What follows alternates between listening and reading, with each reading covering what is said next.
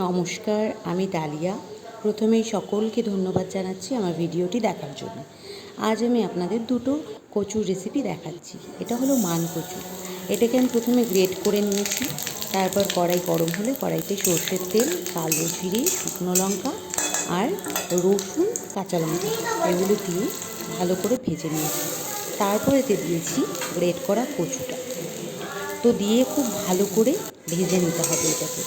ভাজা হয়ে থাকবে আমি এতে অ্যাড করবো হলুদ, চিনি, লবণ এগুলো অ্যাড করে আবারও খুব ভালো করে ভেজে নেব। তারপর ঠান্ডা হলে মিক্সির জারে বেটে নেব। যারা শিলনোড়া ইউজ করো তারা শিলনোড়াতেই বেটে নেবে, কারণ ওটাতেই বেশি টেস্টি হয়। যাই হোক, আমার নেই। তো বাটা হয়ে গেলে এটাকে আবার কড়াইতে ঢেলে নিতে হবে। রেডি আমাদের কচু বাটা। এবার আমি তৈরি করছি কচু ভাপা। এটা করার জন্য প্রথমে আমি কচুটাকে ভাপিয়ে নিয়েছি একটু। তারপর জল ঝরিয়ে কড়াইতে কচুটা দিলাম।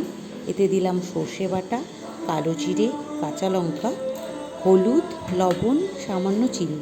কালো জিরেটা আমি প্রথমে দিতে ভুলে গেছিলাম, পরে অ্যাড করে দিয়েছি। আর দিলাম সর্ষের তেল।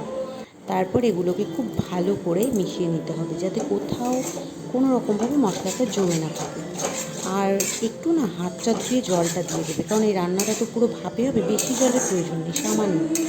তারপর এটাকে ঢেকে দিয়ে পুরো রান্নাটাই ঢেকে ঢেকে করতে হবে। আর গ্যাসের ফ্লেমটা একদম লো থাকবে। বারবার ঢেকে দিয়ে একটু বাদে বাদে একটু নেড়ে নিতে হবে। নেড়ে নিয়ে তাহলে রান্নাটা বেশ সুন্দর হবে। আর যতক্ষণ না শুকোবে ততক্ষণ কিন্তু রান্নাটা করে যেতে হবে। শুকিয়ে গেলে রান্নাটা হয়ে যাবে কমপ্লিট। এটা আমার ভীষণ পছন্দের একটি রেসিপি। কচু বাটা আমার পছন্দ, কিন্তু এটা না আমার একটু বেশি পছন্দ। যারা আমার মতন একটু কচু ভালোবাসো খেতে, অনেকেই ভালোবাসো, তো তারা কিন্তু এই রেসিপিটা একবার তৈরি করে দেখতে পারো। আশা করছি খুব ভালো লাগবে। Thank you.